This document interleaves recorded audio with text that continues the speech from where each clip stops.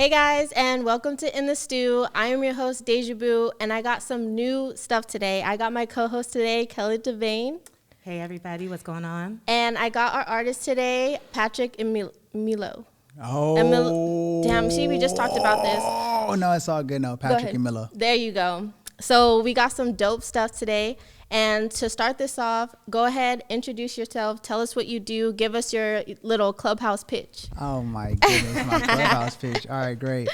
Well, first, I just want to say it's a pleasure to be on the show with you two lovely ladies. Thanks. My name is Patrick Emillo. Who am I? I'm a creative guy. You know, I try to keep it very simple. So whatever I can do to create and make people happy, whether that be some photos, videos. I've made a few songs here and there. Some dope music videos. But, you know, I just like to be as creative as possible and just help people know how to build their worlds. Okay, that's what's up. I like that. I like how you, like, right off the top, you say that you're creative. You don't say, like, you're just one thing. And that's what I like most about your answer. So tell us how you got started. Yeah, absolutely. You know, creativity is something that, how I look at it is something that you make out of need. A lot of artists can definitely say this. It's like, yo, when you have less, you're usually able to make some of the most inventive ideas you've ever had, right? Right. So I grew up here in Los Angeles, South Central on the east side. I am an adoptive child. I always talk about post-crack epidemic babies and stuff like that. Mm-hmm. So we didn't have too much growing up, but, you know, all you need is some words, you know, to start rhyming.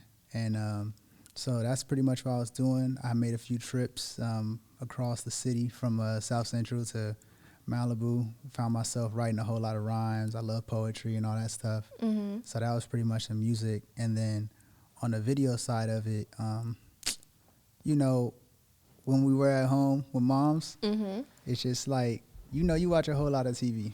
Right. And you watch a whole lot of movies. So I think that stuff just naturally kind of goes into the brain. So we just try to make dope things that kind of, you know, gets to that level of things we enjoyed when we were younger. Okay. Yeah. Okay, I really, really like that. So you did say about video. What came first, the music or the video? Man, that's a whole like chicken and egg question. What? What is that? That's a whole chicken and egg. I don't know. I really don't know. It's interesting because I'm going to say the music though. Okay. Because the music, it's funny because, you know, when people talk about hip hop, Mm-hmm. right, a lot of times they talk about hip hop first as the music. But anybody who's, you know, grown up within hip hop, they don't understand it's so much more. It's a culture. Right. So everything that I do is definitely been powered by hip hop. And then that led to music. And then music is like, all right, dope, let's start launching these videos that are kind of like music powered. Right. Mm-hmm. So when you say like the music, what kind of music do you focus on? You know, it's like everything. Mm-hmm. When I first kind of, which I'm sure this is the same for like plenty of black people across this country, right? Like we all have parents or grandparents who are really involved with church. So my adopted mother had me in church, you know, young. So, and I was doing the choir thing. Yeah. And then, you know, lift every voice and sing type stuff. And then, so that was like, you know, the music side of it. Right. But, you know, I wasn't really encouraged as a singer when I was younger, Mm-hmm. but I would love to write. Right. So from that, it just kind of turned into just rapping first. Mm-hmm. And then after that, you know, you start playing with melodies. You start, you know, trying to figure out how to harmonize and do all these different things. So my music is definitely like a fusion, but I put it on the umbrella of hip hop for now. I love it. Okay. I Because like you that. definitely sang on that latest Right. album. You were definitely singing on that last album. Appreciate you. I was gonna say, you know, we'll save it for later though. I was gonna have you know, sing a few notes or whatever. But look, Call log. I'm gonna tell you now. That I'm gonna tell you again later. So keep that in the back of your mind, okay? Got it there. It's tough. Okay, so since I butchered your name in the beginning of the interview, let's go ahead and talk about the significance of your name. Yeah, I love for you to start there. So I kind of mentioned that I'm adopted. Right. So I always laugh about this whenever I do talk to like my biological mother, Mm-hmm. because Emillo was for sure supposed to be Emilio. Like, on God, That's it's what we supposed to thought. be Emilio. That's what I was going Yeah, for. and I told her one day, I was like, yo, like, because I talked to her. I was like, yo, like, what's my middle name? You know, I didn't give her like, you know, how I say it. She was like, Emilio. I was like, man, you was in a lot of pain when you were giving them letters out. You feel me? At the hospital. You feel me? But, you know, I kind of embraced that because I was like, damn, that means nobody else got this name. Right. It's unique. So I'm just going to take ownership and just run with it. Okay. You know, and, you know, keep it authentic. I like to have an artist name that is a real name of mine. You know, so it is my middle name. I like to have that because the music got to stay real. Right. Ooh, I like that. I definitely like that. And does anybody else, like, since you've been doing music, do they always try to cut it off? Like, is it like, has anybody just said like, oh, you're Patrick? That's a great way. Well, it's because when I started kind of like getting my music stuff together, like, and I came up when Instagram was like really going. Right. My like name was Patrick Emillo. You know, and then I just dropped it off because I thought I was looking up to like a lot of the people I look up to in music, and I was like, damn, I love when people are like named by one name, like Michael, Prince, like, you know, the other ones. So I was like, you know, let's just make it simple and just be Milla. Okay. Yeah. Okay. So now you brought it back though. So now it's both. Yeah, because I feel like now I'm kind of, at the time, like, I feel like there's a whole lot of people who are like, yo, you got to just do one thing. Right. And right now, we are in a space where you understand that there's creators all over the, like, world who are just so powerful with technology. So you'll have people who can, like, rap, people who can sing, people who can do videos. So it's like, you know, I do a lot of video stuff under Patrick a lot of times. You know, I want to, you know, if I imagine if I'm making a movie or making a TV show, it's going to have Patrick in the credits. So I might as well just give y'all the full name and, you know, go from there. Right. Okay, I like that. So I'm going to go ahead and pass it off to my co-host, Kelli. Go ahead, girl. All right. Well, I definitely checked out your last EP, The Hottest in the Winter, that dropped in 2020. I'm in love with Tax Brackets. I'm in love with that song. So talk to me a little bit about what inspired that song. What's the meaning behind it? Yeah, Tax Brackets is one of our favorite songs. So that project was definitely, it came together in summer of 2019. Tax Brackets is one of those songs that wasn't going to be on the project. It was the last song that got recorded for it. I wanted to make something that was a lot more melodic, because if anyone goes down my discography, there's tons of things with rap. But for years, I was like, yo, like I kind of mentioned, like, I'm not just listening to rap. I'm listening to so many different things. But as I was making that project, the people who, like, the producer, my homie Dejah, and my homie Dejah, who I've done tons of collaborations with, and my homie Tuju, who mixed it, they was like, yo, dog, like, we need some of that. We need some of that hard shit. Can I curse on you? Yeah. All right, bet. It was like, yo, we need some of that rap shit. We need some of that hard shit. So I was like, bet. And then Dejah just kind of laced me with a dope beat, and I was kind of like sitting on it for a moment. And then I was kind of like those bigger songs, I like to make them for, I want people to listen to these songs and step outside and be like, yo, I fuck with myself today. Hey. You know, I feel myself. Any time of the day I put this on. So, you know, just how that chorus go, that came together first.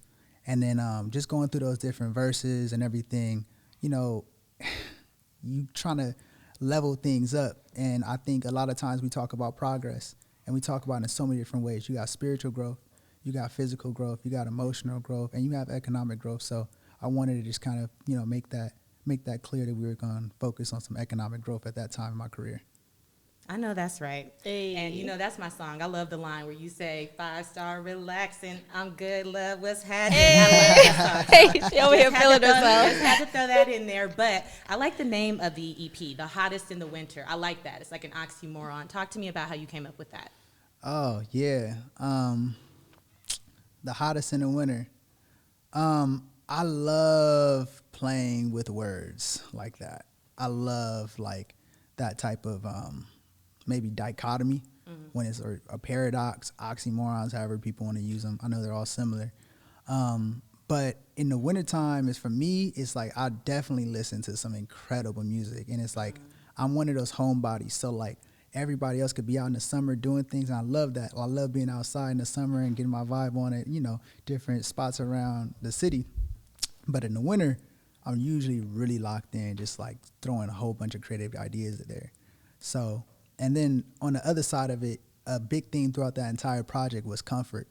And, you know, whenever I think about winter times, it's cold, but what do we gravitate towards? The heat. So you want to be hot, you want to be around that fire, you want to bring that comfort in the room. So that's the hottest in the winter. Wow, I love that. Appreciate you. So I noticed that you sang a little bit on one of your latest tracks that you released, Mary, and it sounds like it was an ode or, you know, like a nod to your late great-grandmother that you talked about earlier, saying you come from an adopted background, et cetera. So talk to me a little bit about Mary. I definitely felt an emotional connection with the song. You definitely sang more than I've heard you sing before. So do you mind talking about that song a little bit? I know it's personal. You know, I would love to. You know, this is actually the first time I've been able to really have any type of public conversation after that song's been released. That was you're right, I'm definitely singing a whole lot more, and that's just really where I was in life, was just feeling the music. You know, I kind of hinted earlier, like, yo, I've been writing, but I've been in a whole different space right now where it's not the writing, it's more so about just getting the feeling out. It's not about the bar, it's about how do I deliver an emotion to you through these records. So the little story about that, so my grandmother passed away. Her name is Mary, and obviously you all don't know this. And so I have my adopted family and I have my biological family. On both of those sides, if you go up to mother and grandmother, I have two Marys in my life. So my adopted grandmother's name is Mary, and my biological grandmother's name is Mary. Wow. Wow. You know, so, and I've lost both of them. And I lost the first one, my biological, when I was like 5. I lost got that back, the adopted one when I was 5, biological one last year. And it was definitely a very emotional time. So for me, you be getting on me about this, Kelly. I might not be on social media, but anything I feel like I could tweet, I go put it in a song. I'm not really into like, oh, let me share my misery on Instagram for y'all to like, oh, you know, say how bad my life is. I was like, nah, let me just lock in. So I kind of canceled everything. I hit my boy Dejah up. I was like, yo, this is what's happening. I need a beat like right now. Bro was in the studio, sent me like the first thing he made. I locked in straight up for like 10 or so hours. And just like, that song is the first song I think that's out publicly that I wrote, mixed, mastered, everything on that song, cover art, everything for that one. So, yeah. I think it's a dope song, and I think that people need that. They need to be able to connect with you. Talent is everything, but what's even more important than talent is being able to connect with people. I'm somebody that lost my mother too, so I automatically connected with that song, and anybody else that has experienced anything like that is going to connect with that too. So I think it's good that you laid it out on the album. Oh, yeah, I appreciate that a lot. Absolutely. So I really love your sound overall. It's giving me LA vibes. It's giving me a little Kendrick Lamar, just a little bit. So talk to me a little bit about your sound, or really about other artists that inspired you that you feel like may be relevant in your sound today. Oh, fantastic. Well, you know, coming out of LA, at just what TDE has done and really established has been legendary, to be honest. We haven't had something like that powerful since Death Row here on the West Coast. Come to Death Row. Hey. You know, so Top, all of them. And it's funny, so I really do look at that label a lot. I studied a lot of it. Kendrick's obviously an inspiration of mine. I think he has to be for pretty much any artist, because he's a student. He's a real student of the culture, a real student of the game and everything that's put together. But I think there's not enough shine placed on the other members of that roster. You know, I'm a huge Schoolboy Q fan. Ooh, yeah, me too. I'm a huge Schoolboy Q fan. And knowing the history, like, none of this would be possible without J-Rock. So J-Rock really got it started. And Absol is a mad scientist. So, and, you know, they got the other younger people on the artists on the roster as well. So I'm a big fan of all them. And it's crazy. So, of course, I got the TDE inspiration, and everyone else is just like, I look at things like, I look at it like people who just open the doors, you know, and just things that were just my favorite. I just want to emulate, like, pretty much like my favorite artists, whether that be like Ludacris, or if it's a Jay-Z, or if it's an Andre 3000, you know. Taste. You know, it's very like, yeah. So I feel like people can listen to the music and they'll be able to digest it however it wants. But those are just, you know, a few of them. Okay, like quick that. question. Yeah. We like to party. Beyonce, whose verse you like? See, I know. Wait, I was thinking the same thing, girl. Whose verse was better? Shout out to Cole. Shout out to 3 Stacks. Hey. Look. You know, I think Beyonce did a great job putting them both on the record. That was a good answer. That was a though. great answer. I got something else for you, though. While we talk about artists out of L.A., a very famous artist known as The Game was on Clubhouse recently, maybe allegedly under the influence of the green bean. I don't know. But from what I heard, he said that he is the hottest rapper out of Compton and that he flew past Kendrick Lamar. I quote, "Quit playing with me."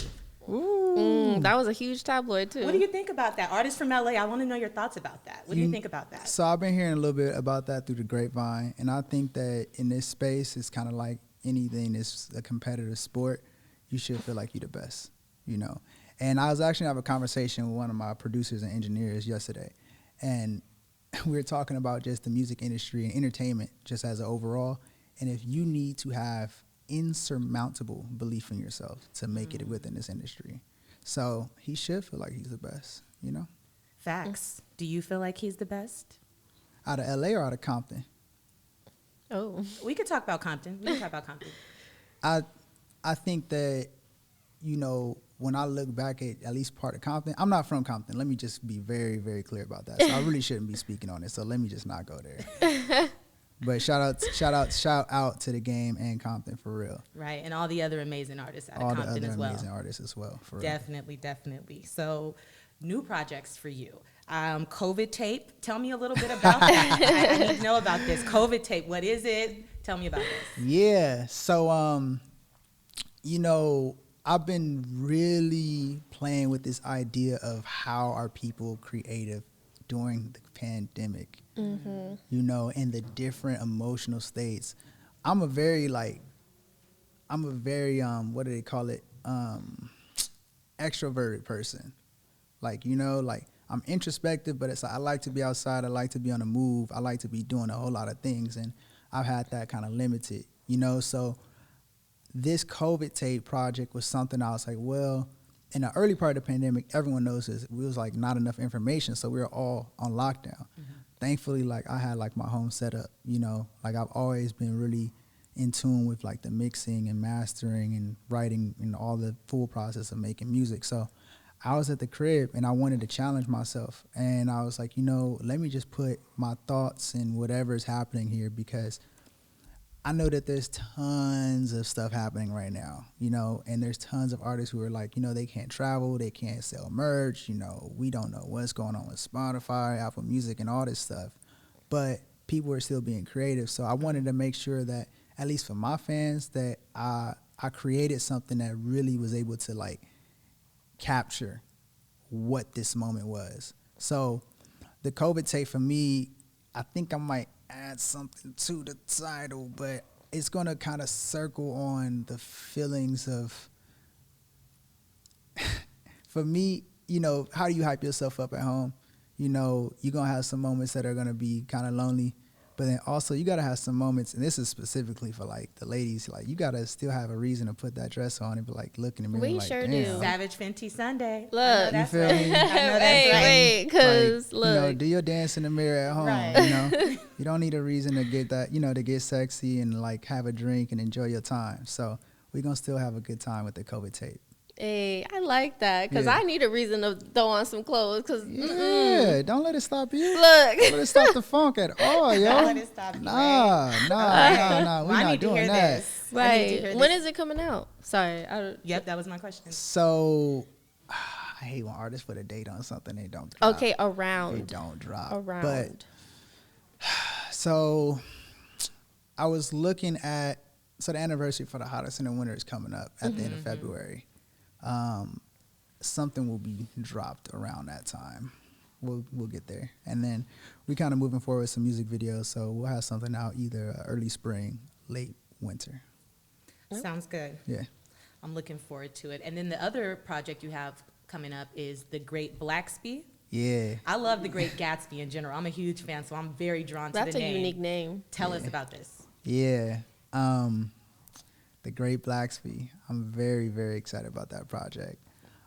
So me and my boy Dejah, so the first song I have out right now, like professionally, YSOM, which stands for Young Soul of Mine, is produced by my boy Dejah. And it was something that we really wanted to explore more. I wrote that song. It's a very interesting song. We wanted to create a music. We wanted to create like a project and music that was able to really stand the test of time. You think about, obviously, the inspiration behind The Great Blacksby is The Great Gatsby, and it's a book that's actually this year it comes up, I believe it's 100 years old. Crazy. You know, and we're still talking about it. It's still in classes, and I love the story about, like, I'm kind of like I love to love, you know, and I love this idea of this man who, like, went through all this stuff to kind of build himself up and try to sway this girl. Maybe the ending's a little tragic, but are you a romantic? Are you a pip? What? That's the character, right? No, yeah, I know. You know, I love to have a good time. And I think that we all want to have some type of partnership. So, I'm single right now, though. I'm definitely single right now, but always looking for, you know, how we gonna build the partnerships up right. So The Great Blacksby is gonna be really, really great, though. Looking forward to, like, building that out. Dejah is already in the kitchen right now cooking up some beats. I've been sending over some different ideas. We're kind of gonna have a little jazz take on things. Ooh, you know, a little saxophone in the background. There's gonna be some sexy sax. I love it. Yes. I love there's it. There's gonna be some sexy sax. There's gonna be some very sexy sax on on The Great Blacksby. So it's gonna be some time out, but you know, I'm calling the Avengers in to, like, make this project the best project I can make. Ooh, That's what's up. That's what's up. Harlem Nights visuals, I see it. Ooh. Yeah, right? you know, there's a spot in New York called I want to think it's called the Smalls, and it's a speakeasy in New York, and they do this really dope thing, y'all. Like, I remember I went down there, and it's obviously a speakeasy. They got jazz, it's got the moody lights, everyone's loving it, right? So I'm in there. I think I was like 22. I got my, like, glass of whiskey. I'm feeling all sophisticated, you know. I'm looking at, like, you know, I got women that's twice my age in there. I'm like, ooh, you know, you feel me? But the dopest thing that was happening, there was a guy on the side of the stage, and he'd take paper towels from out the bathroom. And he was, as the musicians were playing, the jazz musicians, he was drawing them live. Like, you know, with these most vibrant colors. And he was putting them on freaking paper, like the brown paper towels you get in, like, the restrooms. Yes. Honestly, it was in that moment that I was like, yo, people really are out here, like, creating out of anything. That's, like, on some Basquiat level stuff. You feel me? So when I saw that, I was like, yo, just take whatever you can and just make it. Just create. Just create. For real. I love that story. That is a lovely story. That's crazy. Yeah. On tissue paper, damn. On tissue paper. And the brown one, not even the white one, the brown one though. The brown one. It was the brown one. difference. Yeah, the brown ones, yo. And then he would just go outside and sell them for, like, I mean, he was telling people to set the price, but it was not cheap art. And I was like, yeah, you better set the price, bro. Always raise the price on these folks. Right. Hey, amen. Yeah. Absolutely. So overall, because you strike me as a person that wants to leave your mark on this world, right? So what is the message that you ultimately want to give to the world? What is Patrick Emilio? There you go. Ooh, you got it. Third time's the charm. Let's go. What is Patrick Emilio's mission statement to the world? What mark do you want to leave on this world? What do you really want to do? I think. No, I've thought on it. Don't lie. Right. Yeah, I've thought on it. I'm not gonna give y'all some bullshit and sit here like I've never thought about it before. Right. Capping. Next question. I have a whole ass lyric dedicated to this question. All right, Just spit it. The lyric is, Emilio is here to destroy his misfortune to make him a fortune for real. And I want to be able to, like, pass that lyric over to everyone. Take your misfortunes and go make you a fortune. Take some lemons, go make some lemonade. Actually, go take that lemonade, go put that in a hot dog and a stick and franchise it. You feel me? Get that real paper. Yeah. So, Right. yeah. So just chase out your dreams. Have a good time doing it. Real hot boy shit. Hey, I really like that. I really like that. Yeah. So, yeah, that's the whole thing. You know, have a good time doing it. So I feel like I should ask you about yours. Like, what are y'all? I feel like y'all got all this ambition here. I don't have one, so like, nah. Oh my gosh.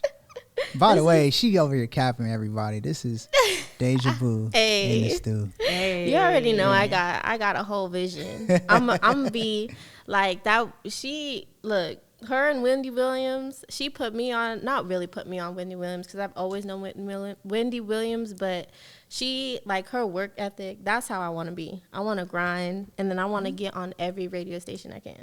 Let's go. And just be all over the airwaves, hearing this sexy ass voice, you feel me? Hey. So, Yeah, but I also want to help these upcoming artists. Like, that is my dream because I feel like nobody is getting heard. There's so much talent, but they're always worried about the baby, Meg Thee Stallion, Cardi B. Like, they already got the platform. Yeah. They don't really need all this. They don't really need the radio. They can, post on Instagram, be like, hey, I'm dropping a video on Monday, and they'll easily get, all the million views on YouTube and all the streams. So it's like, why are we why are we giving them more money? Like, they already made it. Yeah, it's interesting. I think that kind of translates, obviously, beyond the music. It's kind of like the way that we set up people as idols, right? And not just people, but also technology. Instagram could get shut down tomorrow, right? And people have brands, and that can get shut down. You're not going to have any ownership of that shit. Right. Facebook owns that. Facebook can get shut down, right? Having an email list, in theory, those can get shut down too. But it's like, why do we put so much into that? We can go and build our own things. Right. Like, you have the resources. And the best thing about it, right, it's like you can look at these things and like, damn, like somebody built it. So not only do you have like the resources to do it, you also have the blueprint, and you can remix it and make it yours, make it ours. We're here to like really build that up and make our own stuff. And if like you into it, like this, there really are like true creators. Like you a creator, you're a creator. Take pride in that and go create the stuff, make that ownership, and then you're able to like really create opportunities for our people. Right. Right. You over here inspiring. Right. Me interviewing you. I feel like over here interviewing. I'll be like, hey, whose show is this? Right now. Nah, you all good. Yeah. You all good. One of the things that like when she introduced us was that you work at Revolt. Yeah. So tell us that journey because I'm just going to tell you this story because you already know my love for Chris Brown. So when he went on the Between the Sheets tour, we were at Revolt in Hollywood. And I stayed in line like hours. I think I got there at like 12. They didn't start opening until 6. I was front row.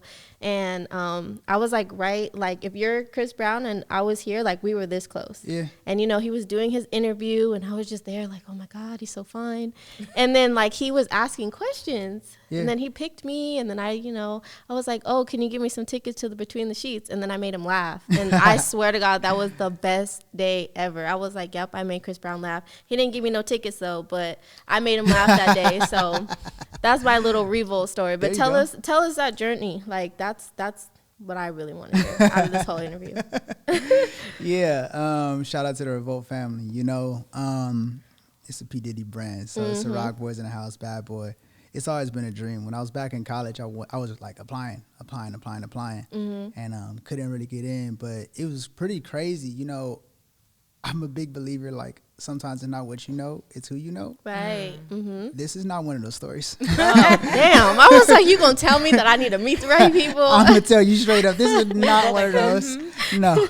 I'm going to be honest. I was like, yo, I have this passion for hip-hop. I have this passion for video. That's what I went to school for. And this is pretty much within me. Right. So I feel like it was a match made in heaven. Like, I met some folks, and I was like, look, this is what I'm trying to bring to the table. I'm trying to make sure I elevate the culture, because I have an artistic side, right? And I am a creator, and I make music, so I'm able to raise the people in that way. But I also think that there's a duality and a realistic thing where it's like, I think there's this whole stereotype, like, there's this belief, right? There's this belief that artists are just artists all the time. And all of a sudden, money just poofs out of nowhere, and you don't have to do stuff, And that's not true. Like, people have financiers. It's kind of almost like a startup. You VCs and hedge funds and all that. But shout out to Nipsey Hussle, R.I.P. You can really self-finance your stuff. You know, you can really build your stuff up and learn these lessons. So for me, going to Revolt, obviously it's like, you know, I work there, but I look at it as such a give and take relationship. And it's like a partnership because I grow with those people every single day. And we're making dope things. And, you know, I'm really excited to have that partnership there. Yeah, really had that. That's what's up. What, you know, I know you can't go into it too much, but like, what are some things that they're working on? Like, I haven't really heard anything from Revolt in a while, so. Some things that we're working on right now. We got some things happening with Jim Jones up in New York. We got Triple Ballin'. Shout out to Jim Jones, big time. You feel me? We also got the Fat Joe show happening right now. Okay. Love his show. You know, big shout out to him. Him and Kelli bring amazing energy every single time. Wait, that's the one where they made the OnlyFans? What? Fat Joe and DJ Khaled? Oh, that's DJ Khaled thing. I haven't got into that yet. Oh. That's a whole nother thing. Because I was like, ooh, but I heard that they ain't doing nothing like that. Shout out to Khaled, man. He's smart, though. Too. He's getting smart. Khaled, from what I've been able to learn, Khaled knows how to get it. He gonna know how to get it. Them boys, them East Coast cats, they know how to get it any type of way. And then, you know, we have Summit. I think Summit is like one of the most incredible events that people can be a part of. Yeah. Straight up. Like, especially, like, we've been really, you know, bringing people together and having, like, you know, panel discussions and talking videos, and then we're able to bring creators together, and new opportunities come from that all the time. Right. So I always encourage people, if you can get to, like, obviously we're in a pandemic right now, but we had Summit virtually, but if you can, like, really interact with Summit, definitely do that. Yes. And then besides that, you know, we just doing the best we can to become, like, the place for hip-hop culture. You know, you have to come through Revolt at some point to be like, yo, get that stamp. It's like, yo, we solid here. Hip-hop rocks with us. And, you know, we rock with hip-hop. Right. So that's really what we're doing over at Revolt right now. That is what's up. I like that. So is there anything else that you want to touch on before we end the interview? Or, Kelli, if you have any other questions? Yeah. I feel like I've gotten so much out of this interview, so. No? Good? I don't have anything Next else time I for come you. back, I got to bring y'all a gift. Especially because you blew the whole Revolt thing up. I got to come back with like some Deleon or some Ciroc or some joints. Right. I love Ciroc. Like, that summertime. That's right. I love Ciroc. Say less. Yeah, Ciroc boys, Ciroc girls in the house tonight. You feel me? Yes. Take that. Yeah. What y'all drink? What's y'all preferred drink? I like Henny, but that's just. You dangerous. I know. See, that's why I don't like. Yeah, I want to party with you though. Please, let's go. I really want to party with you. Let's go. Yeah, I like that Henny. Yeah, what do you say? Well, why'd you that dark liquor give me energy? Yeah, so I like that. I like that. Look, we just go ahead and there. Yeah. Just go ahead and there. The cut. Thank y'all. No, but thank you guys for tuning in. Thank you guys for being here. Tune in to our next episode next week. Thanks.